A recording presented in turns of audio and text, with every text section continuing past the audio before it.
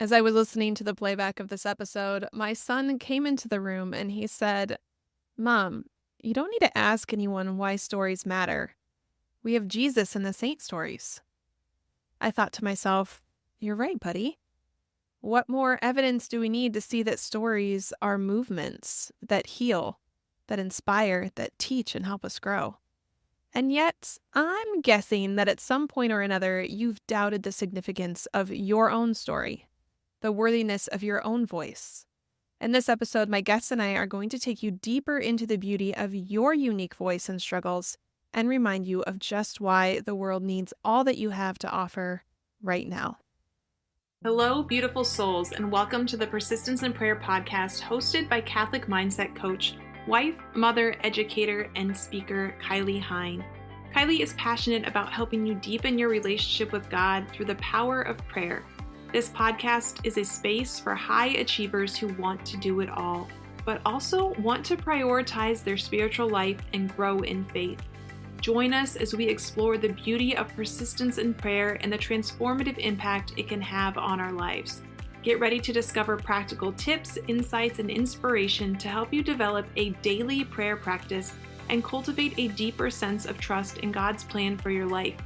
Let's journey together towards a more fulfilled and faithful life as we invite the Holy Spirit in.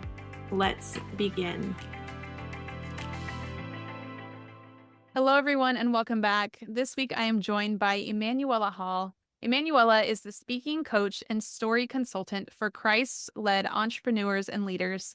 She helps them speak with authority and captivate their audiences so that they can create a community of raving fans, explode their impact, and change the world. Emanuela's background as a professionally trained actor and playwright helps her teach others how to become more confident in themselves and their ability to share their message. In 2019, she wrote and performed a one-woman play sharing her own story about breastfeeding and new motherhood. Emanuela also facilitates improvisational workshops for teams and events to help make networking more fun. She's the artistic director of the soon-to-come Magdalene Theater Ministries and a Catholic homeschooling mama of 3 who loves food, karaoke, and deep conversations. Emanuela is on a mission to raise the voices of Christ-led leaders because she believes that our stories have the power to change the world. Emanuela, thank you for being here. Thank you so much for having me, Kylie. Can you tell us a little bit about your journey to this Christ-centered leadership and teaching others about the power of story? I can. My entrepreneurial journey has had many twists and turns, as I'm sure you can relate to, and probably every entrepreneur out there. I actually began my business in 2013, and I always just asked God, how do you want me to use these gifts? And like you said, I went to school for musical theater, and I wanted to be an actor, but that is a whole business in itself, and you're always relying on getting the job, and sometimes you don't get the job. We spend a lot of time waiting tables and bartending, which is what I did. And eventually I was like, you know what? I want to use my gifts in a way to help people. So I started working with older adults, and I was running creative workshops. So we had drama clubs and glee clubs. We were doing writing classes, and they were performing their own plays. And I was kind of going to different long-term care facilities and assisted living facilities here in my town, which is Hamilton, Ontario. Well, in 2020, I had 2 boys, and I was like, you know what? I just want to be home. I want to try to do this thing online, but how do I transfer this skill set into an online program? And lo and behold, COVID happened. So then everybody was stuck at home trying to transfer their skill set to the online world. And I joined my first mastermind. And when I joined this mastermind with a coach, now I hadn't had my reversion back to the Catholic faith. And so it was a very secular space, but the people in there were all asking me, can you help me with my videos? I don't know how to speak. You seem to be able to do this really well.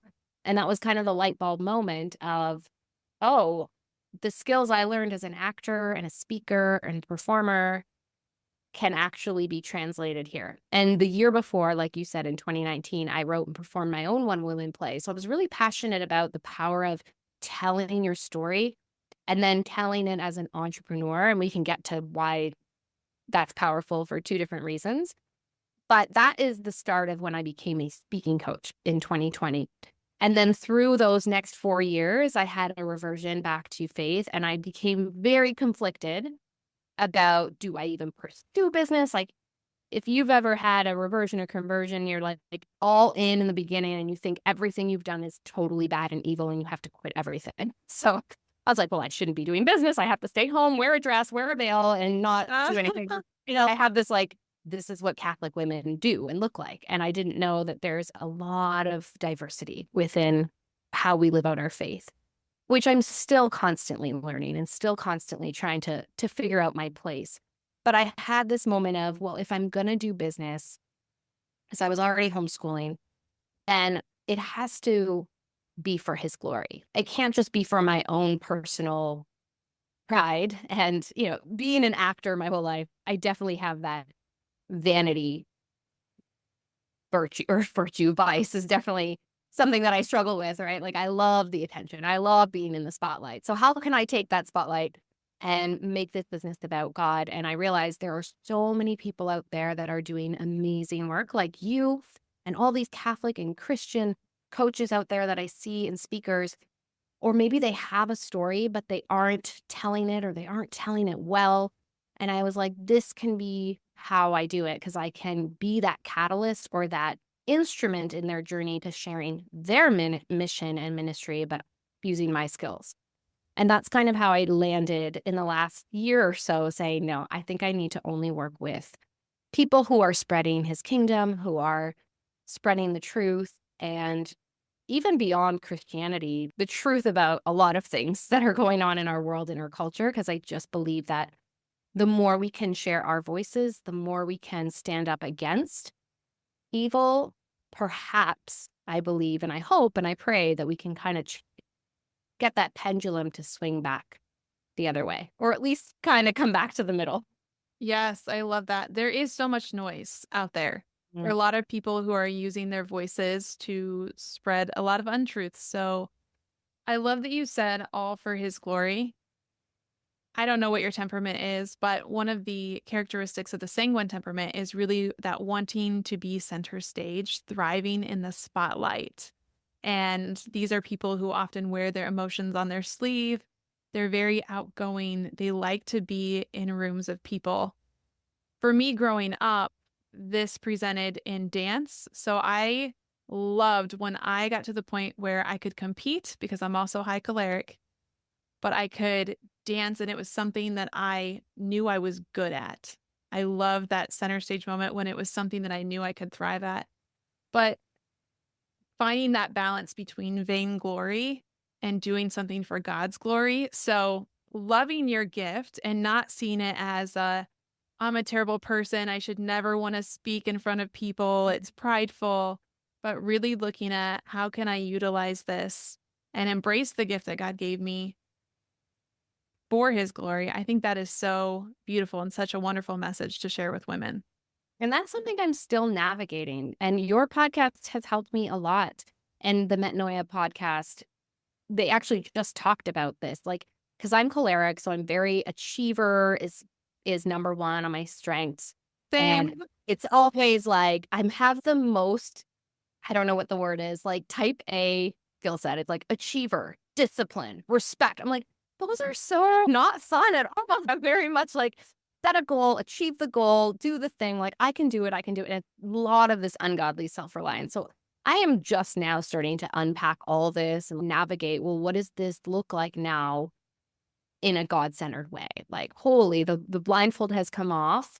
I've been really thinking that I was doing good, but it was all for me. Even like when I was working with seniors, I'm like, look at how good I am. I'm such a good person because I'm working with older adults, but it wasn't leading them to God. It was, of course, helping them use their voices. But I liked knowing that I was the one in charge. So letting God speak through me is something I'm still navigating and learning every day. I think we all can look back at our past and cringe a little bit Yeah. or cringe a lot. Yeah. And I think the most beautiful reminder we can take from that is God uses it all.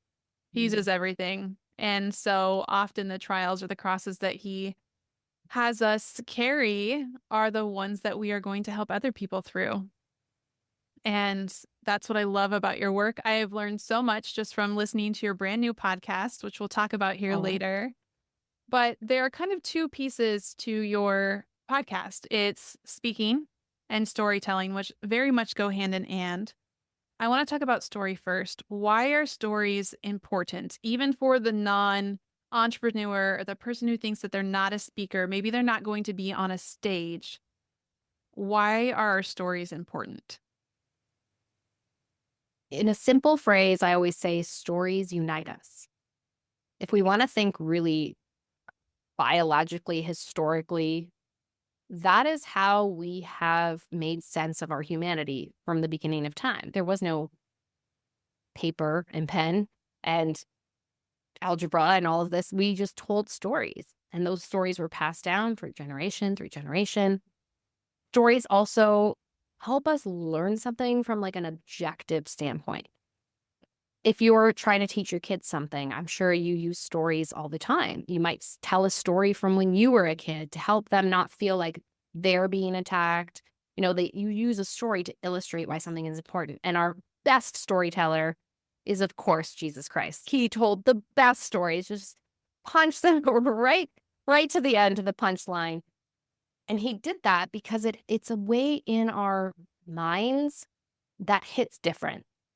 If we're trying to teach somebody, don't touch the stove because it's hot, and we just keep saying, don't touch the stove because it's hot. Okay, great. That's just information. But if you teach them through a story about a time when you touched the stove and what happened to you and the ripple effects of that whole story, they're going to have a better memory. They're going to remember it. So that's one piece of just why stories in general are important. They help us learn something. And they help unite us, like I said. So if I hear your story on your podcast, Kylie, I may not have gone through the exact same things. I don't have the same family. I don't have the same skills. I don't live in the same place as you. There's a lot of varying situational things. However, maybe you say one little thing about one of your children or a certain thing your husband does. And it's like light bulb, like that is what I share with her. She said that one thing about her husband. My husband does that. Suddenly, I'm connected to you. Suddenly, I feel like you get me, even though everything else in the circumstances is different. So stories aren't just situations that happen that we can't relate to. Otherwise, we would never watch movies like Star Wars. I use that example because it's like Star Wars is the ultimate out there, not realistic thing. Like, we can't put ourselves in those situations. Yet the characters, the feelings, the struggles, the adventure, that we can relate to. So stories aren't just about the situation. It's about the hero's journey and how we see ourselves in that hero, or maybe in the sub characters in the story. And the last piece I was going to say was more about telling your own story. And telling your own story is so important because it can help you heal. And if you've ever been coached or gone to therapy, you probably have experienced this firsthand, that the more you tell your story, the more you can tell it and the easier it gets. So there is that piece too of why stories are really just helpful for us to heal. Yeah, I think as we start to tell our stories, even if we feel like we don't know exactly what our story is, we Mhm. discover so much more about ourselves. And I've found that through talking about my story with my mom before Mhm. she passed away, things that I didn't realize that I felt, or things that I didn't realize that I hadn't reflected on and let heal because I had not talked about that story as openly or as many times. And every single time you tell that story, it might open up a new pathway to learn something different about yourself, or like you said, heal, which I think is really great. Mhm. Sometimes I work with clients who feel like they don't have a story, or that it Mhm. doesn't matter, that no one cares about their story. What would you say to a client who believed this? Or maybe you've had clients who have come to you with this exact same concern. Well, I can say that I believed this about myself. As somebody who went to New York City to study theater, I saw a lot of people who had stories. Like a lot of people were come to theater and come to the arts because it's their way where they feel safe to express themselves. So I had a lot of friends who had really traumatic childhoods or addictions, lots of big stories, right? You think of those capital T trauma, big stories. And I was kind of like, well, I've had a pretty average life. And for a little while, I thought, like, nothing's really that exciting in my life that I can talk about that's a story with a capital T. First of all, that's not a bad thing. Okay. Let's be blessed if we've had a pretty average life without a lot of twists and turns. You're one of the fortunate ones. However, that doesn't mean that even in your ordinary things, you don't have a story. For me, that happened when I had my first son. A lot of people have had children. A lot of people have had C-sections. A lot of people have had struggles to breastfeed. That was essentially what my play was about. And I wrote it thinking, who the heck is going to want to watch a play about breastfeeding? Like, what? And turns out a lot of mothers want to watch that play. A lot of mothers who are having those same struggles who we don't talk about that. We do a little bit more now. This was 5 years ago. I feel like with social media, people are more open about motherhood and the ups and the downs. But at the time, I had this story in my head that this was supposed to be easy, that all women know how to do this, that it just comes naturally. And that was certainly not my experience for a lot of factors, but that was not my experience. And I shared that story thinking, if someone had told me this story when I was in that place, how much better I would have felt because I wouldn't have felt alone.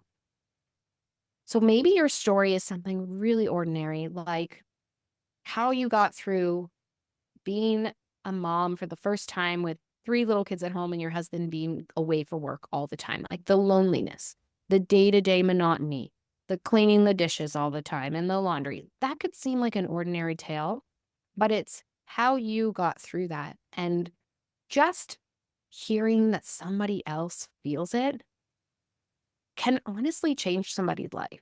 Being like, oh, I thought I was the only one. And when you know that there's at least one other person that has been through that, you start to view your story differently. Absolutely. I think that average, what we consider in our own minds as the average life, Yeah.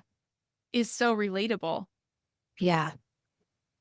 We think it's average because we're in the midst of it. That's what we're living. It doesn't seem like it's the big tragedy. So we like to downplay our struggles Mhm. as if they don't matter because we didn't have a death or we aren't in a third world country that's war stricken. Mhm. That doesn't mean that we don't have struggles or that we don't have crosses. Mhm. And they are relatable to other people. And so I think that's so important that we can just recognize that there are people like us in the world who need to hear our stories and our perspectives. And just like you said earlier, even if someone can latch on to one thing that you said that they can translate, or it's just going to take them to a place in their own life, you don't have to be the exact same person to have a shared experience or a shared emotion. I Right. think is the bigger thing, that shared emotion. Right. I actually go through the timeline with my clients and we even draw it visually, like the ups and the downs. And it's so interesting and cool to see where they realize, like, oh, that moment or that few years of my life, I guess that was kind of a story. I overcame something. Even if it was just like the stress of exams in university, like I overcame something. And what got me through it? Because maybe there's somebody going through that same similar type of struggle, and your story will help them get through it. I always say, what is the story you needed to hear before you came to the other side? Yeah, I was just going to ask you about that. For the woman who says, okay, so I have stories. How do I know which story? Which story is the right story to start telling? If I think of my own journey and something I still struggle with, if I'm asked to come speak somewhere, what story is the right story for this moment? Right. So there's two factors. The first is, who is your audience? If you are speaking to a certain type of people, you probably know based on maybe if it's a retreat, the title of the retreat. Is it for couples? Is it for single women? Is it for teenagers? You at least have some idea of the demographic, and then you kind of know, or maybe even the title if it's forgiveness, right? Then you have sort of a framework to work in. So first, what is the overall theme and who am I talking to? Those are really the two pieces that are going to help you decide which stories. Because if I'm talking to, for example, again, teenagers, I might not pull out my breastfeeding story, right? But I could use my play as a way of how I use my gifts of self-expression to heal and take that same story with a different meaning behind it, right? Like same story, different objective. So I always say, who are you talking to and what is the objective? If the objective is, I want women to heal their gut health or heal their gut biome or whatever, but we're just going to go there for a minute, then you're obviously going to go through stories in your own life that are going to help illustrate how you did that. Illustrate the before so that they feel seen, heard, and understood. Like, where were you or where are they now? And were you in those shoes at one point? Or were one of your clients or somebody you know in those shoes? And then the story is going to illustrate the arch of how they got to the other side. So really it comes down to knowing your audience and knowing what they struggle with and what they want. And then you'll choose stories that'll help them have that hope if that's what you want them to have. Again, having an objective. What do you want them to have? Do you want them to leave inspired or do you want them to leave to take action, to do something very concrete, like buy your book, listen to your podcast, sign up for your coaching program, or just, yes, change their lifestyle, sign up for AA. What is the objective? Why are you talking to them? And then you find the stories that are going to help you achieve that. So let's take this to just one-on-one conversation. This is a woman who is not on a stage. Her friend is struggling. Maybe it's not a best friend, but it's a friend or an acquaintance. They're struggling.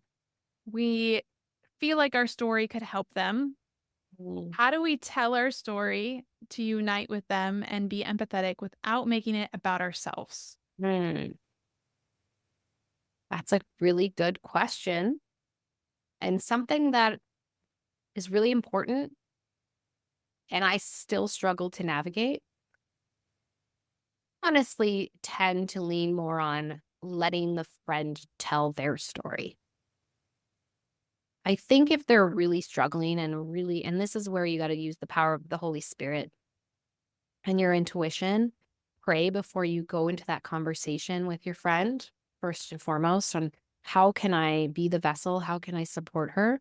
Because I would bet that 90% of the time, it's more about letting them tell their story and you being the listener. And then if you're really listening, then you'll be guided to know, okay, what story is going to be helpful? I could use an example right now. I'll tell a story. I know someone recently who lost a baby, and I could never understand that. And I would never want to even try to say, oh, I know when I lost my mom, not that I lost my mom, but I do find with grief and death, people will often do that. Like, oh, well, when I lost my sister. And I know people are trying to be helpful, but I think every situation is so unique and so different depending on the relationship they had with that person, right? If you had a great relationship with your mother and she died, it's probably going to hit a little different than the person who didn't speak to their mother for 20 years, right? There's just those nuances. So I can't relate to her death of her baby because thanks to God, I've never had to endure that suffering yet, and hopefully won't have to. But there was other pieces within her birth story that I could relate to. And so I opened the discussion and said, I don't know. I can't understand what you're feeling. And also she had opened up the space to that before. She had talked about that the birth story also was something she was dealing with. So I said, but if you ever want to talk about that piece, like I just went through something similar where my birth plan didn't go the way it's planned. So in that regard, I could talk if you want to talk. And I always offer it with like a question. Would it be helpful if I shared my story, or would you want to talk? I'm not one to push your story on someone if they're suffering. Now, that's in a very specific grief situation. If instead you're talking to a teenager who's like, I don't know what to do with my life, and it's maybe a little less deep, let's just say, not Right. that that's not important, then you can definitely say, can I tell you, I think asking permission is a good piece too. Like, can I tell you about when I felt that way? Because in that sense, you're giving them hope. I think you nailed it in saying ask them about their story. Yeah. Even if you don't use that word, just getting curious and trying to understand more about what led to the emotions that they are feeling in that moment. And the storytelling is part of the healing journey. And also recognizing if you have not had the opportunity to share your stories with someone, how can you find a safe space where you would feel comfortable sharing your stories as part of a healing process or part of just learning to recognize the patterns in your life of where certain things have shown up? I think that our world, I was a math teacher, so patterns is a huge thing. We always talked about just recognizing patterns. Our world is created in patterns. The creator made it that way. Everything from the tiniest leaves to the trees, everything has very specific patterns that they follow. And we have patterns in our life as well. And as we listen to other people's stories, this is what I do in my coaching is we find patterns, things that come up again and again. When we tell our stories, the listener and even ourselves as we are speaking them, we recognize patterns as well. And I think that it can be so helpful. So I love that that was your answer. Yeah. Yeah. I find it's more helpful. People just want to be seen, want to be heard, want to be understood. And you can't see, hear, and understand them if you're just downloading your story onto them. Yes, Yeah. absolutely. So the other piece of this is our voice. When you talk about having a voice, what does that mean? Hey, beautiful soul. This is Kylie. Do you feel like you've lost yourself in the hustle and bustle of doing all of the things? Do you have plans but can't seem to follow through on any of them because life keeps getting in the way? Are you feeling overwhelmed by a health struggle, a difficult relationship, or even your own expectations? I have 2 spots opening up in July for one-to-one coaching. You can join me for a single month journey or 12 weeks of essential growth in prayer, relationships, and don't worry, even in your high achievement category. Click the link in the show notes to get signed up for a free confidence and clarity call to see if we're a good fit and to ensure you're getting my best summer deals. I'll see you soon, friend. There's 2 pieces. The one is the piece that people talk about a lot on the internet. I see a lot of coaches say, I help women find their voice. And I get a little bit guarded. I'm like, well, what does that mean? Like, you just help them be confident. That's one piece. Of course, finding your voice is feeling safe enough to share your voice. But what I do and what I really love helping people do is find actually like the sound of your voice. Are you speaking in the register that you should be speaking at based on what's safe for your vocal cords so you don't end up with nodes or, your vocal cords don't get sore at the end of a talk? But also that's going to resonate and land on your audience better because the way we hear things like sounds affect our nervous system, affect our emotions. For example, if you are in a church that is playing beautiful Gregorian music, you're going to feel a lot different than if you go to a death metal concert, right? We know this is scientific. Sounds matter, and our voices are like a melody. So I encourage people to listen to their voices. If you are a podcaster, if you're a speaker, record yourself and listen, does your voice have melody? Is it pleasant? Is it always up in a really high register? Or is it like scratchy, low, and kind of deep? And women will often, we will naturally lower our voices. Again, there's a lot of factors at play here. So, your own family, how did other people speak around you? How were you taught to speak? What kind of messages did they say, like, be seen and not heard? If you were a female versus a male, there's going to be different messaging around that. Certain cultures, our society in general. We do live in a patriarchal society, and a lot of women will, to fit into that kind of mold, subconsciously lower their voices, right? Have more of that like deeper tone. And we've always also been taught that that's sexy, right? So there's a lot of these messages that come from our culture that we don't even realize. And what I love doing, I don't make people change their voices. I help them uncover, remove all the gunk, just like in other types of coaching. We just take away, we peel back the onion and we try to get back to the essence of what was that voice when you first took your first scream, when you first started making sounds and babbling as a baby. Where was the tonality then? And coming back to that natural, God-given voice, because that's ultimately going to be your most powerful one that isn't put on, that you're not fitting into your peers or even your career. I know when I used to teach yoga back in the day, I would put on like my yoga voice and suddenly I'm talking all different in a meditation. And I also talk about that because it's normal to also speak differently based on who you're speaking with.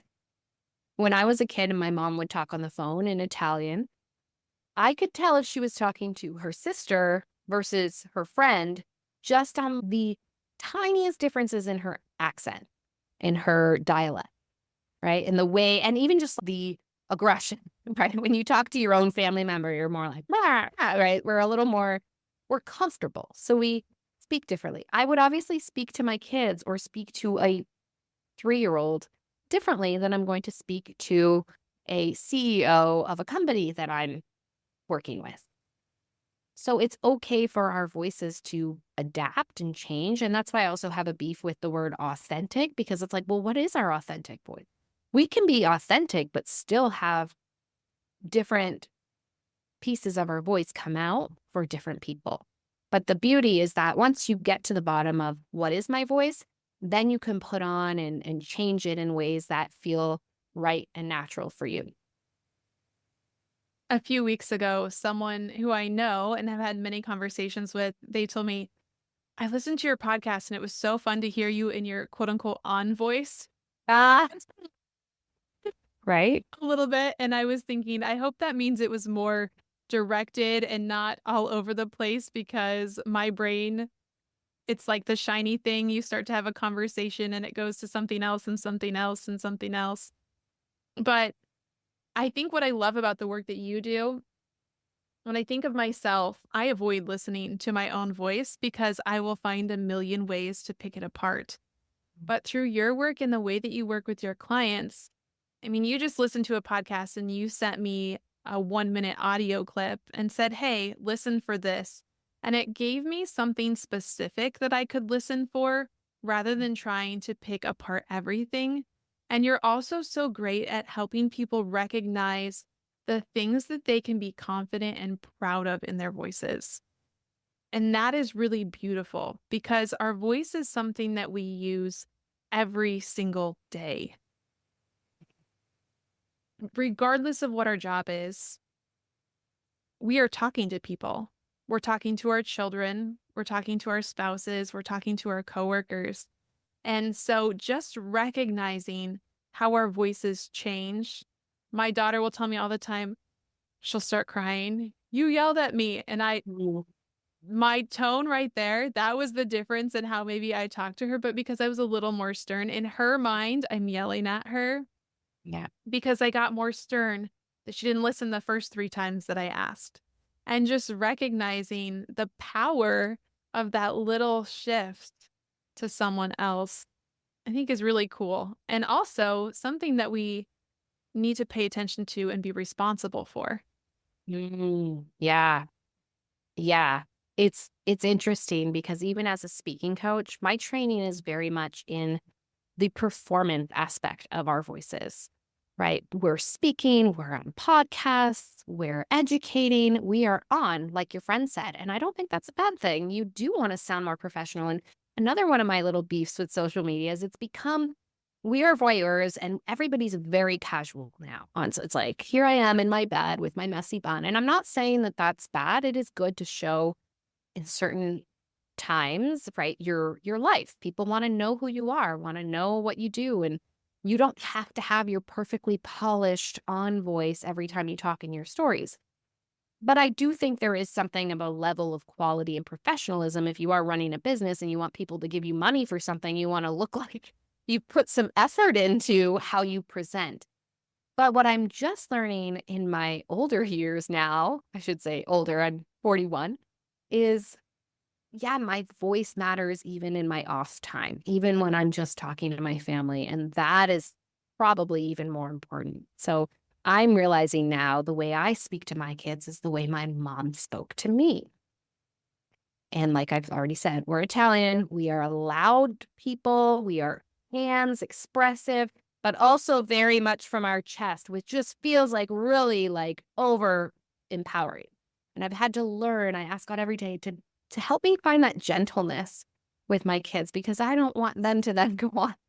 And I'm not saying that my mom was, horrible, but when it comes to our voices, we can definitely embody a certain feeling. And just like we want for our audiences, everyone that's listening to us is our audience. So how do I want to make them feel? And like you said, we use our voices every single day and they do have the power to make you feel something.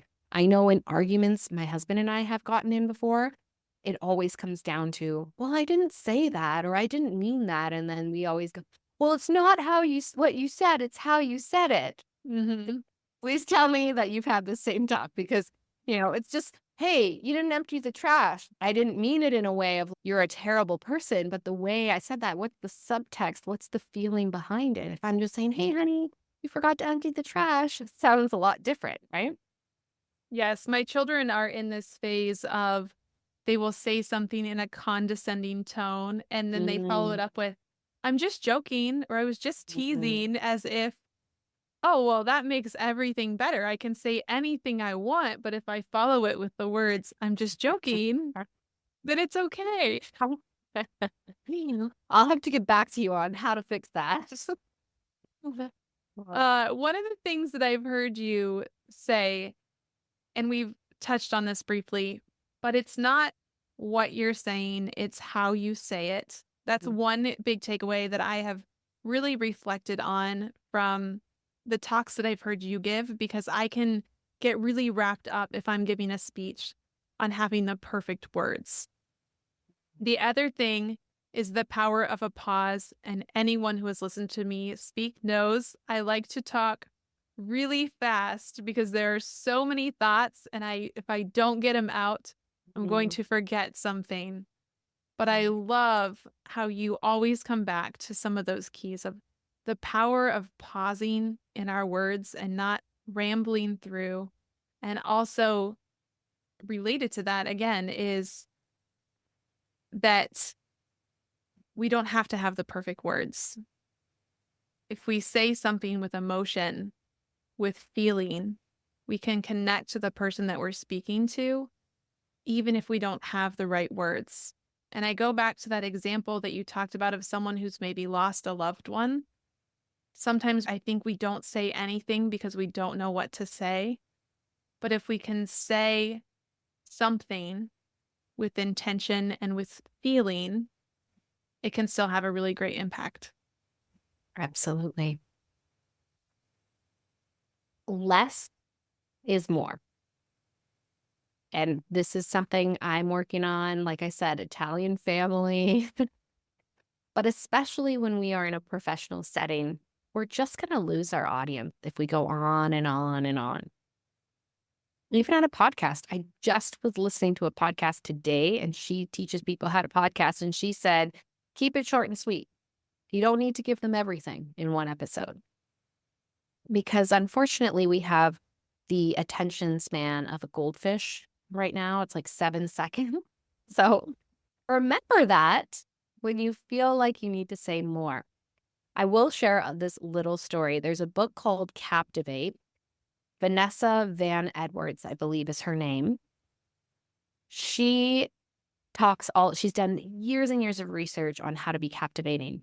And she shares a story in her book about when she went on a vocal rest. So she went on an entire week without using her voice.